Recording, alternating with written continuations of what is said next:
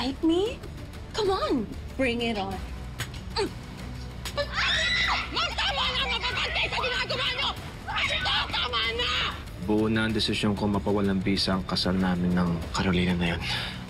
Inaamin mo ba na noong nagpakasal ka with the petitioner, Mr. Wilfred Santos, ay hindi ka naman talaga si Lorena Herrera?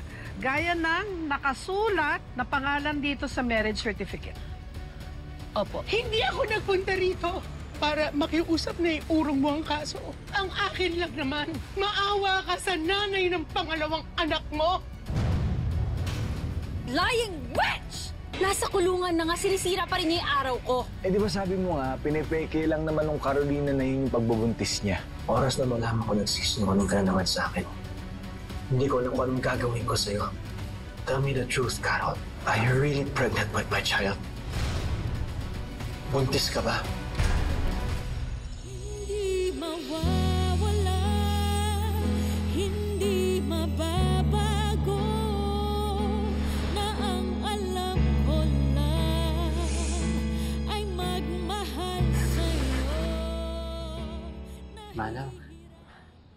Manang, dapat yata hindi mo na sinabi kina Kuya Wilfred. Nag-cook naman kami ni Ate Lorena mo para namang nauunawaan niya. Paano kung magtagal pa si Ate Carol sa kulungan? Ano ba yung rules doon? Hindi naman pwede magstay doon yung bata, di ba? Hindi nga. Kung walang pamilya yung bata, sa gobyerno yun mapupunta. Eh pero andito tayo. Tayong pamilya ng bata, kaya sa atin mapupunta yung sanggol.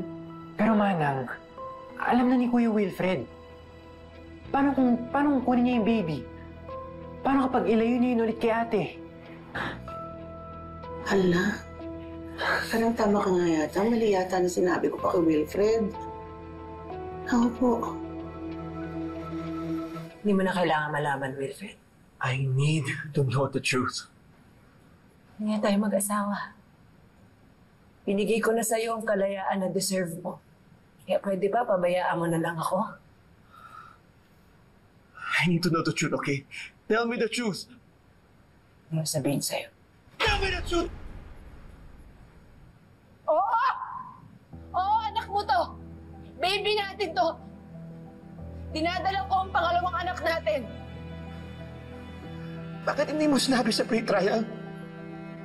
You were under oath. You could have told the truth. Bakit hindi mo ginawa? Ano? Para marinig ko na naman sa'yo na nagsisinungaling ako.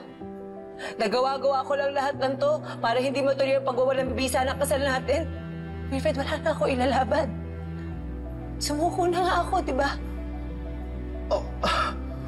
O baka gusto mo suluhin ang baby natin? Ano? Once the verdict is out, makukulong ka for God knows how long. Hindi na kita makikita. Hindi ko makikita lumaki ang tiyan mo. Hindi ko makikita ang mga anak ka. Tapos pag lumabas ang baby, kanino siya mapupunta? Ha? Sino mag-aalaga sa kanya? Si Tristan? Si Manang Pilar? Hindi ko pa naiisip. Hindi mapupunta sa akin! Habang ako, wala na naman akong kamalay-malay na may anak ako. Hindi ko mahaalagaan. Hindi ko yun. Ginawa mo na sa akin to! Ayaw mo Ginawa mo sa akin to kay Leah! Tapos ngayon sa baby natin! Hindi ko nga intention yun. Ikaw ang ayaw maniwala na buntis ako, I won't have it this time. Wala may ibang magpapalaki sa baby ko kundi ako.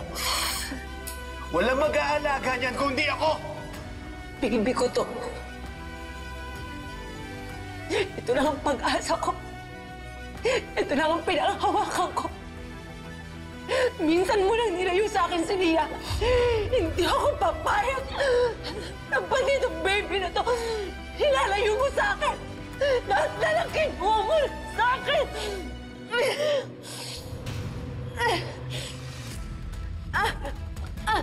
Carol? Tama po ko! Carol? Carol? Halika na, dali lang ka na sa clinic. Humihilap! Humihilap! Carol, tinutago ka! Tulong! Carol! Carol, gumising ka! Carol! Carol! Hola! Dali lang, dali!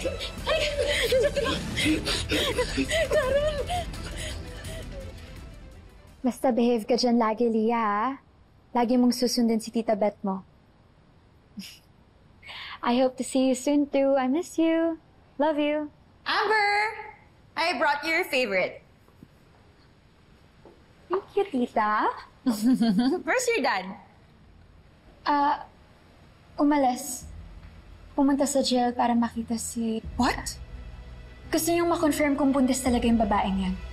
I need to go.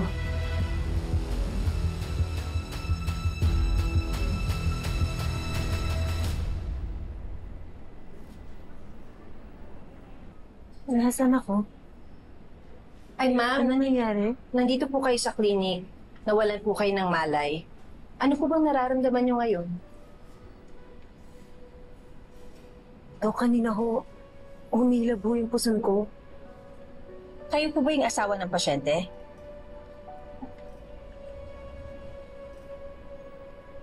Kailangan lang po natin siyang ilipat ng ospital. Yung mas equipped at kayang i-handle yung case niya. Lalo na't buntis po siya. Opo, Doc. Do what's best. Sige po, timbrihan na lang namin sila sa paglipat kay Astoro. Erica, prepare for trans out. Okay po, Doc.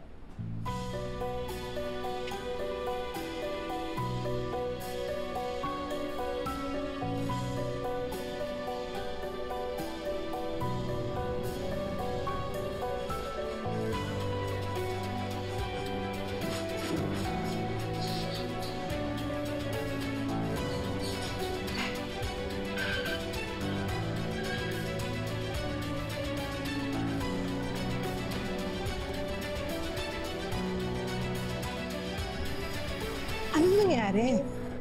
Dok, gawin niyo ho lahat. Vitals. Tulungan niyo po ako. Tulungan niyo po yung anak ko. Okay, we'll do a pelvic exam and an ultrasound para ma-check natin ang baby mo, okay? Yes po.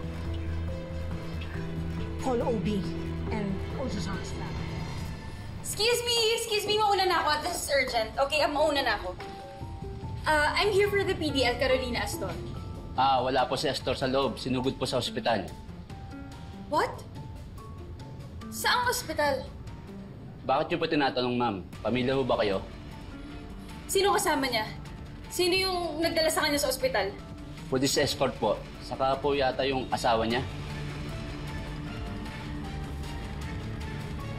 The nerve of that woman.